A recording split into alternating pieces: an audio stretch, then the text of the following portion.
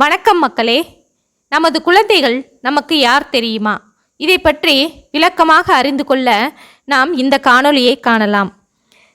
எனக்குன்னு ஒரு புள்ள வந்து வாச்சிது பாரு, அங்கங்கே ஃபாரின் போகிறது, அது இதுன்னு குழந்தைகள்லாம் அமர்க்களம் பண்ணுறது. நமக்கு கொடுத்து வச்சது அவ்வளோதான். பல வீடுகளில் பேசப்பட்டு வசனங்கள் இதுதான். அன்றாட நடவடிக்கைகளில் இதுவும் ஒன்று என்று அளவுக்கு மாறிவிட்ட இந்த காலத்தில் இதில் எந்த அளவு உண்மை இருக்கிறது என்பதை பார்ப்போமா? தம்பதிகள் ஒன்று கூடும்போது அவர்கள் சிந்தனை என்னவோ அப்படியே தான் குழந்தைகள் இருக்கும். இதை உணர்த்துவதற்காகவே முன்னோர்கள் தம்பதிகளுக்கான கூடுவதற்கான காலத்தை பார்த்து வைத்தார்கள். கருவுற்ற பெண்கள் எக்காலத்திலும் பொறாமை முதலான தீய குணங்களுக்கு இடமளிக்கவே கூடாது. ஒரு சில பணக்காரர்களுக்கும் உயர்ந்த நிலையில் இருப்பவர்களுக்கும் குழந்தைகள் இருக்காது. உடனே அவங்க பண்ணின பாவம்பா, குழந்தையே பிறக்கல என்று சர்வசாதாரணமாக கூறுவர். ஆனால் திரு வாரியார் சுவாமிகள் இதற்கு என்ன கூறுகின்றார் தெரியுமா?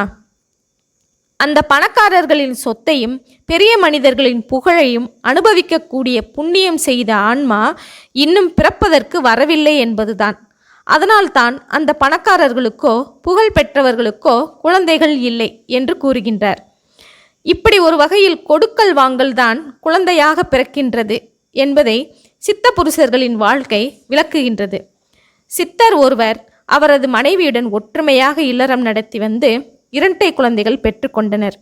ஒரு நாள் 2 குழந்தைகளும் கோரைப்பாயில் படுக்க வைக்கப்பட்டிருந்தார்கள். அப்பொழுது 2 குழந்தைகளும் சிரித்தன. அதை கண்டு சித்தர், ஓஹோ அப்படியா என்றார். காரணம் புரியாத அவரது மனைவி என்ன என்று கேட்டாள். சித்தர் எவ்வளவோ மறைத்து பார்த்தும் மனைவியின் விடாத வற்புறுத்தலால் குழந்தைகள் சிரித்ததற்கான காரணத்தை வெளியிட்டார். போன ஜென்மத்திலும் நீதான் என் மனைவியாக இருந்தாய். அப்போது நமது வீட்டில் நடந்த ஒரு விசேஷத்திற்காக அந்த ஊரில் இருந்த எண்ணெய் வியாபாரியிடம் ஒரு பெரிய டின் எண்ணெய் வாங்கினோம்.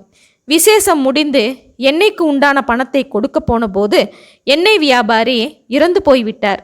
அந்த எண்ணெய்க்கு உண்டான பணத்தை வாங்குவதற்காக அவர்தான் இப்போது ஒரு பிள்ளையாக நமக்கு பிறந்திருக்கின்றார். ஒரு பாத்திர எண்ணெய் வாங்கி கொண்டதும் அந்த 2ல் 1 குழந்தை இறந்து போய்விடும் என்றார் சித்தர். மனைவி ஐயையோ என்று சொல்லி அதிர்ந்து அலறினாள். அடுத்த குழந்தையின் கதையையும் சொல்லிவிடுகிறேன். நாம் இருந்த அதே ஊரிலேயே மற்றொருவர் நம்மிடம் ஏராளமாக பணம் வாங்கியிருந்தார். அவர் அதை திருப்பி தருவதற்குள் நாம் இறந்து போய்விட்டோம். அந்த பணத்தை திருப்பி தருவதற்காக அவர்தான் மற்றொரு பிள்ளையாக வந்து பிறந்திருக்கின்றார். அதை கொடுத்ததும் அடுத்த குழந்தையும் கிளம்பிவிடும் என்றார். மனைவியோ அழுதாள். என் பிள்ளைகள் போகக்கூடாது, சித்த புருஷராகிய நீங்கள் ஏதாவது ஒரு வழியை செய்யுங்கள் என்று நிர்பந்தப்படுத்தினார். சித்தர் என்னவெல்லாமோ சொல்லி பார்த்தார், எடுபடவில்லை. கடைசியில் சரி, இவனை ஒரு அறையில் படுக்க வை, அந்த அறையில் ஒரு விளக்கை வை, ஒரு பாத்திரம் எண்ணெயை அதற்கென்றே ஒதுக்கி அதிலிருந்து விளக்கில் ஊற்று, என்ன ஆகிறதென்று பார்க்கலாம் என்றார். அப்படியே செய்யப்பட்டது. பாத்திரத்தில் இருந்த கடைசி சொட்டு எண்ணெயும் விளக்கில் ஊற்றப்பட்டது. அது தீர்ந்தவுடன் அந்த பிள்ளை இறந்து போய்விட்டது. தாயாரோ கதறி அழுதாள். அவளுக்கு ஆறுதல் சொன்ன சித்தர், சரி, போனதை எண்ணி வருந்தாதே.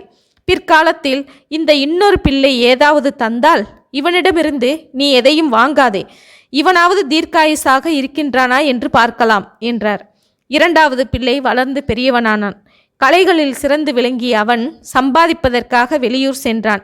நீண்ட காலம் அங்கு வேலை பார்த்து நிறைய சம்பாதித்தான். சம்பாதித்ததை எல்லாம் ஒரு தங்கக்கட்டியாக மாற்றிக்கொண்டு வீடு திரும்பினான். திரும்பியதும், அம்மா, வெளியூர் போய் நிறைய சம்பாதித்தேன், இந்தாருங்கள் என்று தங்கக்கட்டியை நீட்டி கொடுத்தான். அதை வாங்குவதற்காக கை நீட்டிய தாயாருக்கு முன்பொரு சமயம் கணவன் சொன்னது இவனிடமிருந்து எதையும் வாங்காதே என்பது நினைவுக்கு வந்தது. உடனே கையை பின்னுக்கு இழுத்து கொண்டு, அதை நீ வச்சு இன்னும் முன்னேற வழியை பாருப்பா, நீயே வச்சுக்கோ என்று சொல்லிவிட்டாள். சில வாரங்கள் கழிந்தன. நாம் தந்ததை தாயார் வாங்கவில்லையே என்ற வருத்தத்தில் இருந்த மகன், சரி, கட்டித்தங்கமாக தந்தால்தான் வாங்க மாட்டாள், இதையே நகையாக செய்து கொடுக்கலாம் என்று தீர்மானித்து கட்டித்தங்கத்தை பலவிதமான அழகிய ஆபரணங்களாக செய்து வந்தான்.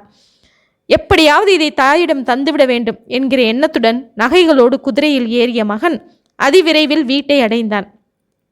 குதிரையில் இருந்தபடியே, அம்மா, இதோ பாருங்கள், இந்த நகைகள் எல்லாம் உங்களுக்காகவே கொண்டு வந்திருக்கின்றேன் என்று கூறியவாறே அந்த நகைகளை தாயாரிடம் நீட்டினான். தகதகவென்று ஜொலித்த தங்க நகைகளில் தாய் தன்னிலை மறந்தாள். கையை நீட்டினாள். மொத்த நகைகளையும் தாயில் கையில் ஒப்படைத்தான் மகன். அதன்பின் குதிரையிலிருந்து கீழே இறங்க முயற்சித்தான்.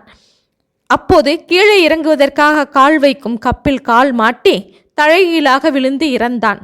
கைகளில் இருந்த நகைகள் தரையில் விழுந்து சிதற தாய் புலம்பினாள். அப்போது சித்தர் தான் கொடுக்க வேண்டியவதை கொடுத்ததும் இவனும் போய்விட்டான், ஏற்கனவே தான் சொன்னேனே என்று சொல்லியபடி ஆறுதல் கூறத் தொடங்கினார்.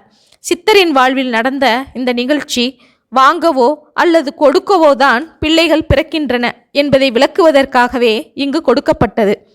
எக்காரணத்தை கொண்டும் நம் கோபதாபங்களை பிள்ளைகளிடம் காண்பிக்க கூடாது. அதுவும் இப்போது இருக்கும் குழந்தைகள் மிகவும் கூர்மையானவர்கள். அவர்கள் வயதில் நாம் என்னென்ன கற்றுக்கொண்டோமோ அதைவிட இப்போது அவர்கள் ஏராளமாக தெரிந்து வைத்திருக்கிறார்கள். இன்றைய தலைமுறைக்கு நல்ல விதமாக எடுத்துச் சொன்னால் அவர்கள் எடுத்துக்கொள்ள தயாராக இருக்கின்றார்கள். ஆகவே பிள்ளைகளை திட்டாமல் நல்ல முறையில் அவர்களை கொண்டு போனால் நமக்கும் நல்லது, அவர்களுக்கும் நல்லது. ஓகே மக்களே, மீண்டும் புதிய செய்தியுடன் சந்திப்போம். நன்றி, வணக்கம்.